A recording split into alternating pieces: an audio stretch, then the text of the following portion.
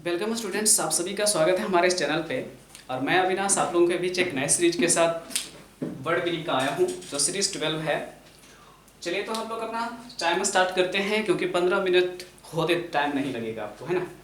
तो सबसे पहला वर्ड ऑर्डर हुआ सीरीज का है फेबल। देखिए, फेबल का मतलब हो जाता है हमारे बचपन की वो कहानी की किताबें जिसमें हम एनिमल स्टोरी पढ़े थे। अगर आपको याद होगा तो ठीक है, नहीं तो तुरंत याद हम दिलाते हैं।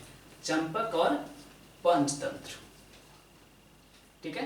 तो क्या हो जाता था, एक एनिमल स्टोरी होती थी और उसके लास्ट में नैतिक शिक्षा जो उसमें आप सीखते थे वो लिखा हुआ नीचे रहता था। एन एनिमल स्टोरी क्या चीज के साथ में, तो विथ मोरल। तो फर्स्ट वर्ड क्लियर हुआ हम लोगों का। हिंदी अगर आप लिखना चाहते हैं तो हिंदी होता है नीति कथा, ठीक है, नीति कथा। चलिए, ओ अच्छा, यहाँ पे एनिमल स्टोरी मिस हो रहा है, विथ मोरल होगा, अब हो गया करेक्ट। सेकेंड वर्ड हम सबको पता है कि फैटल का हिंदी तो घातक हम लोग पढ़े थे, है ना। अलग बात है कि सनी देओल की मूवी भी है। चलिए, तो फैटल का मतलब होता है क्या, जिससे किसी इंसान का जान जाने का डर हो, डेथ होने का सेंस में इसका साइनोनिमस यूज करेंगे आप, डेडली। जिसकी वजह से क्या हो रही है, मौत हो सकती है ना, तो दैट काउजिंग क्या चीज वर्ब है, डेथ, जिसकी वजह से मृत्यु हो सकती है।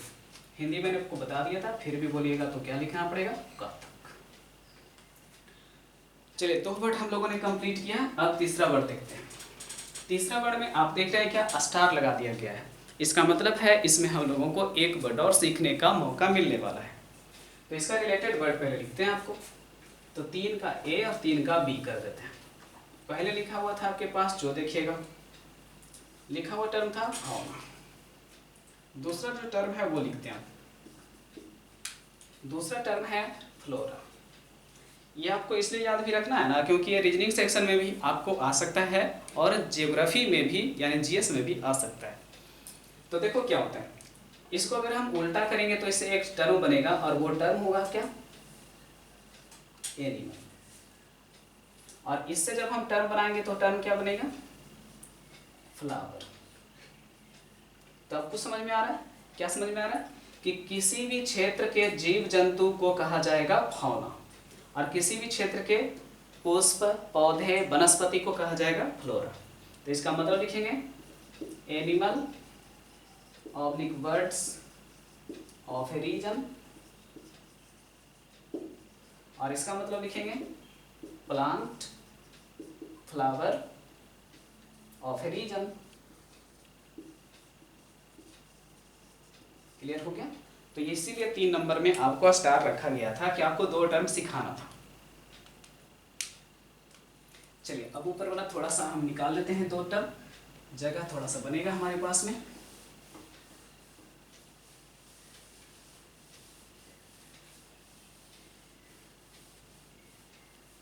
चलिए, हो गया है तो ठीक है, नहीं तो फिर से बोल देते हैं। Animal oblique words of a region, fauna का मतलब लिखिएगा animal oblique words of a region. अगर आप 4 नंबर सीखना चाहते हैं तो देखिए, समझाते हैं आपको, एक तरीका है।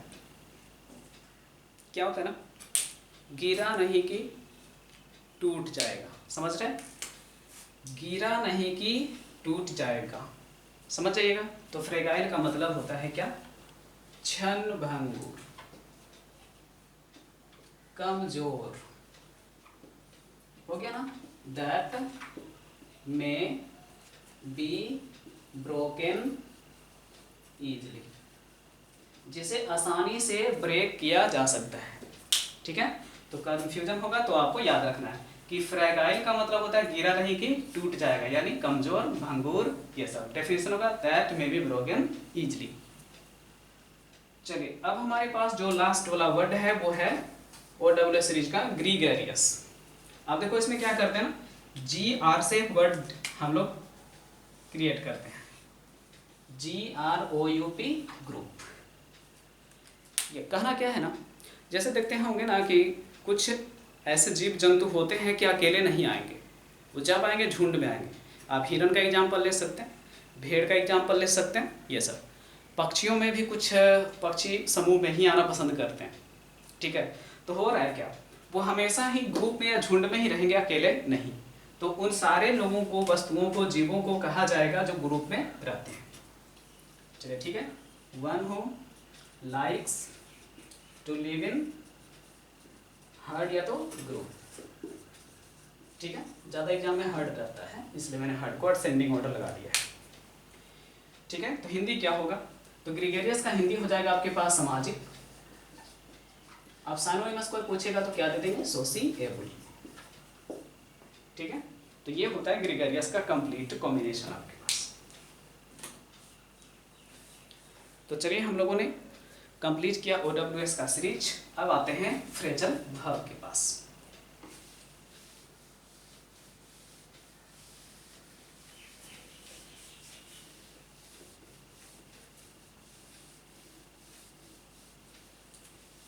चलिए तो शुरू करते हैं। आपके पास सबसे पहला फ्रेज, जिसमें देखिए आपको ब्रैकेट में कुछ इंडिकेशन दिया गया है। इंडिकेशन बहुत हेल्प करता है, क्योंकि आपको पता होगा कि साइन और सिंबल ऐसी चीज़ें होती हैं जो हमारा दिमाग ज़्यादा समय तक याद रख सकता है।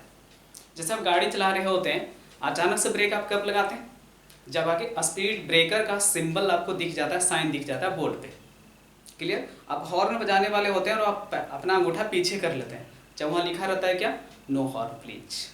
यानी ये सब चीज़ें हमारा दिमाग जल्दी कैरी करता है, इसलिए मैंने सिंबल देने का शुरुआत इधर 2 क्लास से किया है। तो चलिए पहला शुरू करते हैं। ब्रेक का मतलब ही होता है तोड़ना, या तो ब्रेक का मतलब वो सेंस भी होता है ना कि आप सुनते होंगे फिल्मों में, क्रिकेट में, कि उस एक्ट्रेस को इस फिल्म से ब्रेक मिला, श्रीशांत को इस मैच से ब्रेक मिला, ऐसा आप सुनते होंगे।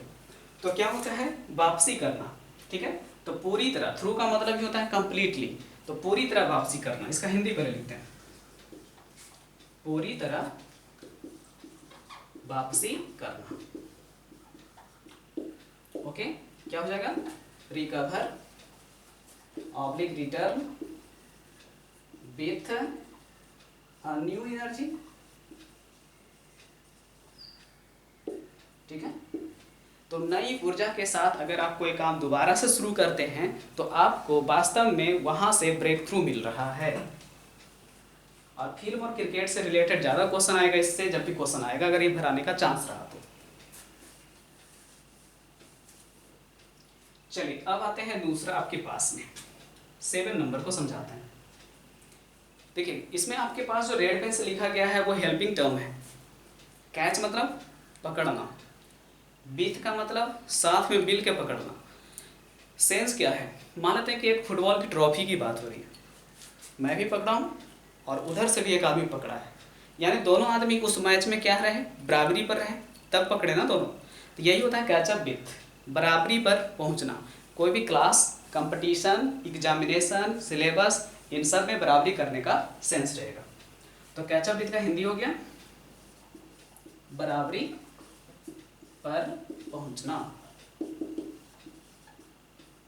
ठीक है। इसका मतलब हो गया क्या, to be equal in rank studies dot dot. जैसे होता है ये कब जानते हैं यूज, कि भाई देखिए आपको 1 महीने के लिए डॉक्टर ने बेड रेस्ट लिख दिया किसी बीमारी की वजह से।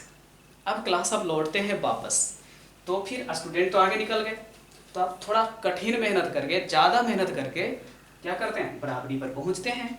तो उनको पकड़ने के लिए, आप उनके साथ आने के लिए मेहनत करते हैं। याद रखना आसान है। चलिए अब यहाँ के बाद आगे का वर्ड देखते हैं।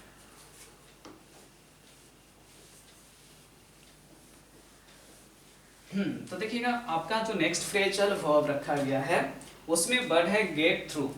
गेट का मतलब पाना, अथ्रू का मतलब होता है पूरी तरह, पूरी तरह कुछ हासिल करना। जैसे मान लेते हैं गेट थ्रू एग्जामिनेशन, एग्जाम हम पूरा paper, pre mains, interview, typing वाइपिंग सब दे करके पास कर गए, या कोई बीमारी से उबर गया पूरी तरह।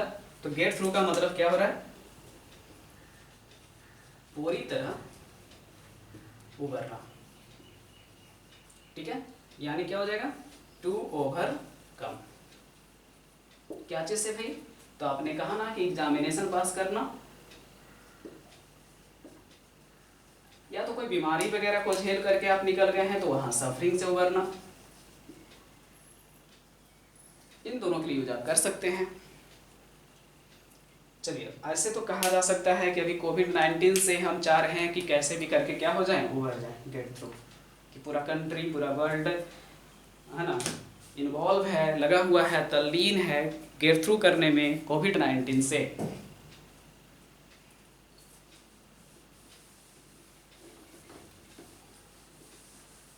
चलिए, ये भी कंप्लीट हुआ। तो नेक्स्ट फ्रेजल वर्ब हमारे पास जो है उसकी कहानी सुनिएगा, तो है होल्ड ऑन। आप लोग जब सेल फोन पे फोन आता है, कॉल आता है किन्हीं का, आपके नंबर पे मेरा कॉल आया कि सर से बात करा दीजिए, आप क्या कहेंगे, थोड़ा सा होल्ड कीजिएगा, मैं उनको फ़ोन देने जा रहा हूँ। इसका मतलब है कि आप जो फ़ोन पर बातचीत है उसे कंटिन्यू बनाए रखते हैं, उसे काटते नहीं हैं। तो होल्ड ऑन का मतलब ही होता है थामे रहना या जारी रखना। चलिए, तो हिंदी करेंगे, थामे रहना या जारी रखना। चलिए, दूसरा तरीका से समझाते हैं आपको।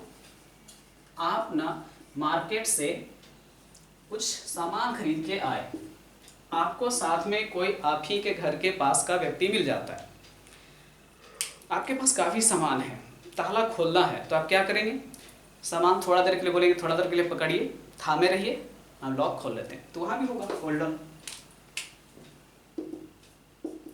चलिए, ठीक है। To ask, to continue something, मतलब ना कंटिन्यू अपने काम नहीं करना है आपको कोई, बल्कि किसी को काम कंटिन्यू रखने के लिए कहना है, खुद के लिए नहीं। खुद के लिए तो कैरी ऑन, गो ऑन, ये सब होता है, ठीक है, थोड़ा सा फर्क है, इसलिए इसको रिवीजन करिएगा कि किसी को कहना कि आप थोड़े समय के लिए इस काम को थोड़ा कंटिन्यू कर दीजिए प्लीज। चलिए, आते हैं आपका लास्ट फ्रेजल वर्ब के पास पहुंचते हैं। और लास्ट में फ्रेजल वर्ब आप देख रहे हैं कि बोल्ड पार्ट में अगर देखा जाए तो ले वर्ड रखा है। पहले बताओ, ले का हिंदी हम सबको पता है तब, ठीक है। देखिए, ले का हिंदी अगर भी1 है तो होता है रखना। अब जरा हेल्पिंग टर्म देखो क्या लिखा हुआ है, ले बाई के बाद रुपया का सिंबल है जो डी उदय कुमार ने दिया था वो वाला, और उसके बाद ये डिसेंडिंग ऑर्डर नहीं पढ़ना है। इसका ये मतलब है कि पैसा आप खर्च ना करें, पैसा बचत भी करें, उड़ाएं नहीं, बचत भी करें।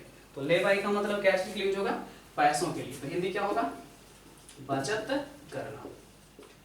क्या चीज को बचत करने की बात हो रही है भाई, मनी को। और क्या इंग्लिश हो जाएगा आपके पास में, टू सेव, हो गया, इजी था। पैसों के सेल्स में यूज होने वाला वर्ड है। आपका फ्रेज का राउंड फिनिश्ड हो गया। चलिए, अब शुरू करते हैं इडियम्स की कहानी। 11th नंबर में या तो पहला इडियम्स आज का है बर्न वंज बोट। सबको पता है कि बर्न का मतलब जलाना होता है। अगर पूरा जैसा जैसा लिखा वैसे वैसे ही पढ़ते हैं। खुद का नाव जलाना, नदी पार करने के बाद आपको लगा कि कोई मेरा दुश्मन, समझ रहे हैं, या कोई दूसरा आदमी इस नाव से उस पार फिर से ना चला जाए, तो आपने कुछ नहीं सोचा समझा और आप आग लगा दिए, नाव जला दिए। यानी वापसी का रास्ता खुद का क्या किया आपने, बंद कर दिया। यही होता है क्या, खुद की वापसी का रास्ता बंद करना, क्योंकि आपको भी तो लौटना था, आप दूसरे के चक्कर में अपना डैमेज कर बैठे। इसका मतलब क्या हो रहा है, टू स्पॉइल वंस प्लान, अपना ही योजना को क्या कर दिया, खराब कर दिया, यानी खुद को हानि पहुंचाने का सेंस चला गया। बाकी बुक्स में कुछ और सेंस रहेगा तो घबराइएगा मत, सेंस यही रहेगा हिंदी करिएगा तो। चलिए, तो 11 नंबर की बात हो गई थी। अब सेकेंड फ्रेजल इडियम्स की बात करते हैं। क्लिप वंस विंग्स, याद करते हैं, छोटे बच्चे थे आप, लड़कियां खास करके, तो बचपन में माँ बांध देती थी बाल और क्लिप कर देती थी। बचपन में बड़ा थोड़ा सा अनकंफर्टेबल फील होता था, आप बार बार उसको निकाल लेते थे, या स्कूल वगैरह जाने के दौरान कर दी, स्कूल में आराम से खोल के गए और जब क्लास में एंट्री करने लगे तो फिर लगा ली। आप क्या फील करते थे, अनकंफर्टेबल। तो अब बताइए, किसी चिड़िया का पंख को अगर आप बांध दीजिएगा तो वो कितना अनकंफर्टेबल फील करेगा, इसका मतलब है कि किसी की आज़ादी को अंकुश लगाना। ठीक है, आज़ादी पर अंकुश लगाना। ओके, तो इसका मतलब हो रहा था टू रिड्यूस संबंज एनर्जी, या तो कह सकते हैं टू कंट्रोल संबंज एक्शन। किसी की एनर्जी को या तो आप कम कर देते हैं या किसी के एक्शन को कंट्रोल कर लेते हैं, ये होता है क्लिप बंज विंग्स। चलिए क्वेश्चन नंबर 13 हम लोग जानते हैं, कहावत के तौर पे गांव घर में खूब पॉपुलर है कि उसने अपनी कब्र खुद खोदी है ये बिजनेस शुरू करके। जब आदमी को बिजनेस में घाटा पे घाटा हो रहा होता है ना, तो बगल वाला कोई उसको सपोर्ट नहीं करेगा, लेकिन उसका टांग खींचता रहेगा बोल बोल के कि उसने तो खुद का कब्र खोदा, ये बिजनेस कभी हुआ किसी का।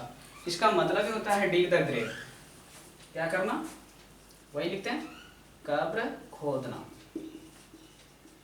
यानी क्या हो रहा है, विनाश का रास्ता चुनना,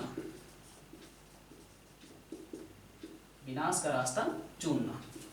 इसका मतलब हो जाता है to do something very unpleasant. कोई भी ऐसा काम आप कर रहे हैं जो आपको सूट ही नहीं कर रहा है।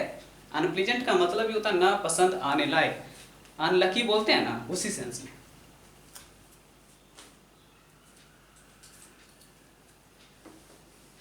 चलिए अब देखते हैं जो बचे हुए रह गए हमारे पास में उनकी कहानी।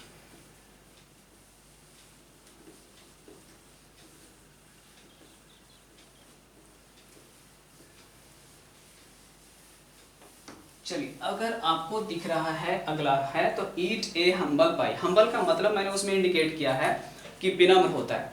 विनम्र का मतलब होता है कि वो इंसान किसी भी व्यक्ति वस्तु से विनम्रता से पेश आएगा। अपनी गलती के लिए अगर आप उसको माफ़ी मांगने बोलेंगे तो हाथ जोड़ देगा, ये होता है। तो ईट ए हम्बल पाई, देखिएगा इसको क्या कहते हैं पहले समझिए। ईट का मतलब खाना और हम्बल का मतलब विनम्रता पूर्वक। उसने विनम्रता पूर्वक कोई चीज के लिए कुछ खा लिया, माफी के तौर पे, सजा के तौर पे कुछ खा लिया, लेकिन अब वो न उसे खाया जा रहा है न उगला ही जा रहा है, बीच में अटक रहा है। क्योंकि ऊपर प्रॉमिस भी कर लिया कि मैं खा जाऊंगा पनिशमेंट के तौर पे, और अंदर से उसका दिल नहीं कर रहा कि खाओ। तो यही होता है ईट ए हम्बल पाई। क्या कहेंगे, वापसी का रास्ता न होना। दूसरा तरह से डिफाइन करते हैं इसको, माफी भी सजा लगने लगना। ठीक है, यानी कोई उसे माफीनामा दिया गया था लेकिन वो वास्तव में माफीनामा नहीं होकर के क्या था, सजा ही था एक तरह से। चलिए हो गया। नो, माफी को क्या कहेंगे, सॉरी एट ऑल। ठीक है, अपना डेफिनेशन करते हैं ईट ए हम्बल पाई।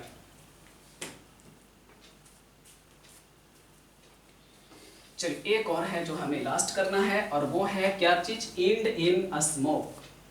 इसको हम लोग समझते हैं ऐसे कि मान लेते हैं आप स्मोकिंग से घृणा करते हैं और कोई आपके बगल में खड़ा होके कर रहा है, आप उसको बड़ा ही क्यूट वे में एकदम शांत बच्चे की तरह कहते हैं, भाई साहब क्या,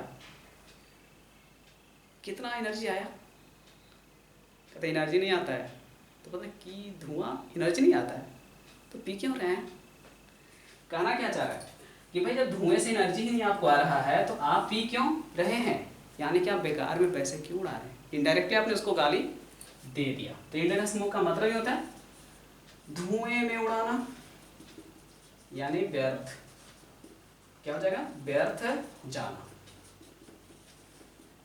okay, have no use at all,